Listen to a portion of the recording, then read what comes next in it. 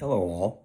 In my continuing reviews of bad 1980s science fiction movies, we now come up to 1988 and one of my favorite cult movies of all time, Cherry 2000, starring Melanie Griffith and David Andrews, Pamela Gidley, and Tim Thomerson, Brion James, Cameron Milzer, Harry Carey Jr., and a host of others. Directed by Steve DeJournette and written by uh, Louis Almereda.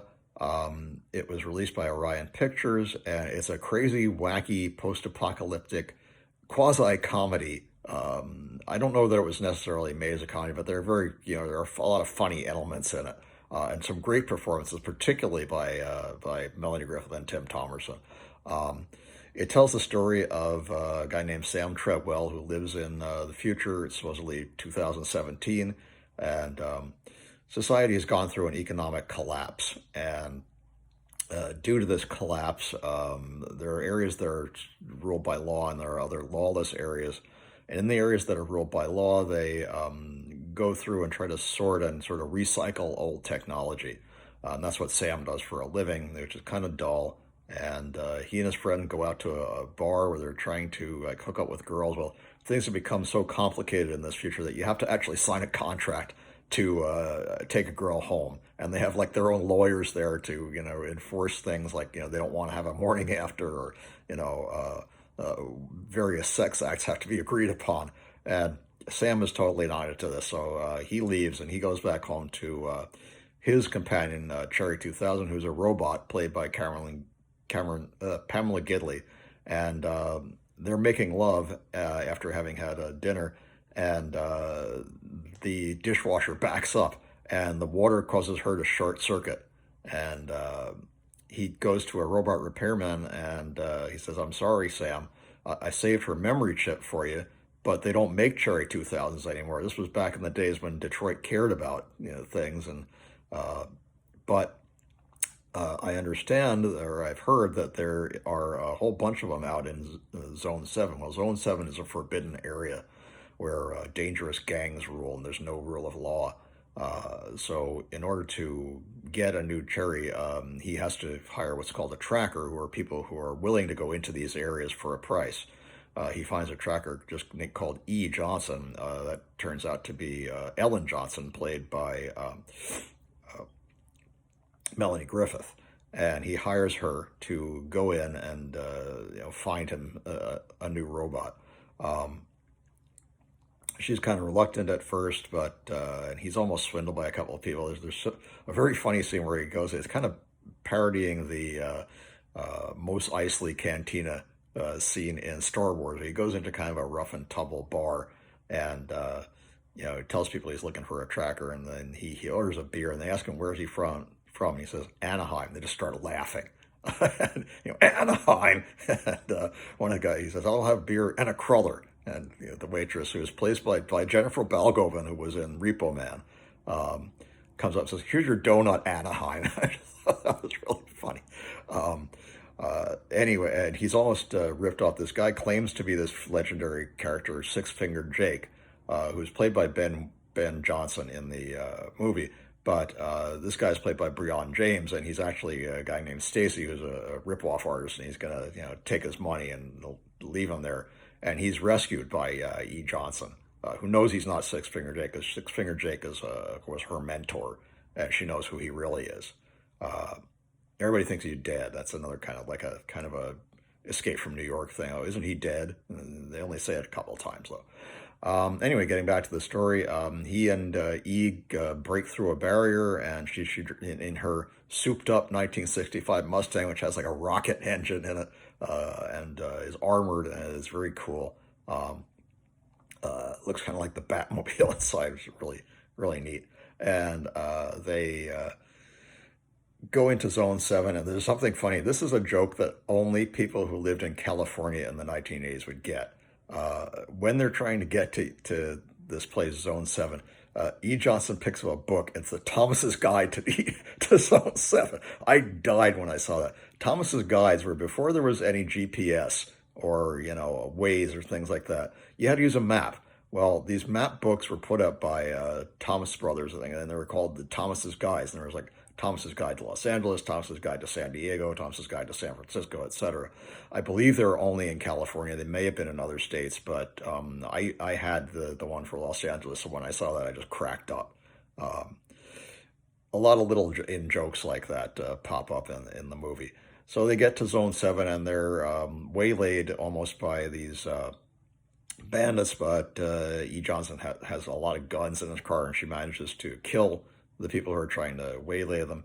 They eventually they get separated, and Sam thinks they're attacked by these people who work for this psychotic guy who's played by Tim Thomerson called Lester. Lester is hilarious. Lester is basically a kind of a hippie surf dude who's also a psychotic killer. I thought he says things like, I want you to go out there and kick butt and be yourselves. So he's like a new age psychotic lunatic. And he runs this place called Sky Ranch, and Sam ends up there with him and realizes that his old girlfriend Elaine is now Harold's girl, and she now calls herself Ginger and insists that he call her that, and is trying to get him to go along with things and just do, what Harold wants. And since he thinks that uh, E. Johnson and Six Finger Jake are dead, he decides he's going to go along at least for a while until he sees that they found a tracker, another tracker, and they capture and they make him put a bag with a archery target on painted drawn on it over his head, and then Harold shoots him in the face with an arrow and kills him. And he says, "Okay, that's it. I'm not going to do anything with this guy." And he sneaks out of camp at night and discovers that Six Finger Jake and E are still alive, and they're waiting on the outskirts of the camp. As a diversion, they throw a couple of Molotov cocktails and basically burn the place to the ground and start, shooting people as they head out. But Harold isn't killed, and most of his henchmen survive too, and Ginger, who has a very important role. Um, and later on, they're so now they're heading back to they got to get to somehow to deeper into Zone 7 so they can find this robot graveyard as they call it. Um, and they go through a couple of misadventures. They end up uh, with a guy named Snappy Tom, who's played by Harry Carey Jr., and his girlfriend Randa, and they have an old airplane that's an Aeronica Champion, and it's in pretty bad shape. But being something of a mechanic and a jury rigger, E thinks she can fix it using spark plugs from her Mustang, and fixes it up, gets it running, and they're just about to take off, and they don't realize that Randa is a associate of Harold's, and she's contacted Harold and told him where they are, and Snappy Tom tries to stop her, but she shoots him in the back and kills him, and they uh, uh, Six Finger Jake is also killed, and now Sam decides this is too dangerous. He doesn't want to go on with it, but E says, well, Six Finger Jake's death has to be for something. We got to go now, and get your Cherry 2000, or else his death means nothing. So he says okay, and he goes along with her, and they jump into the plane. And even though they're being pursued by Harold in a jeep, he can't catch up with them. Um, they get to the robot graveyard, which turns out to be Las Vegas, the ruins of Las Vegas, and you see it buried in the sand. This is way before Blade Runner 2049, by the way, another ruined version of Las Vegas. And there's still like in that movie, there are still giant statues of strippers and showgirls and giant plastic advertising signs. And they find that the robot graveyard is apparently in an old hotel. And so while they're being pursued by Harold's forces, they make their way into the hotel. And she says, hurry up, you only got like 10 minutes, and then they'll be on us. And she's fending them off, while he's going through the warehouse. He finds a new Cherry 2000 and inserts the memory chip. And, she says, "Oh, hi, Sam," and, kisses him and caresses him. And they start going. Meanwhile, he's actually starting to fall for Melanie Griffith. And she's kind of starting to fall for him because she sees that he's a good fighter. And, he's basically a good guy, despite the fact that he's got this thing for this robot. he starts to see that Cherry is kind of dumb, and she only really responds to certain pre-programmed things, and isn't a woman really. She's just a robot. And even though he gets her out, and they fight off the remainder of Harold's forces, and Harold himself, as they jump into the airplane and they're trying to take off. Uh, it's a little bit too heavy, but Harold grabs onto the airplane and like puts a grappling hook onto it, and he's being swung by the tail now. Actually smashed up against the statue of a showgirl and killed. That's how he dies, which I thought was very funny. And then there's a later scene where Ginger is being this girlfriend character who's like kind of a ditz. She says, "I have sandwiches for everybody," and Harold subaltern says, "Ginger, Harold's dead." And she just smiles and says, "No sandwich for him then." I love that. I'm just cracked up. That line still cracks me up, because she's so into this role. She doesn't care that her boyfriend's dead, just that he won't have a sandwich, which she made, and that kind of insults her. So she said, "Well, no sandwich for him then." That's great.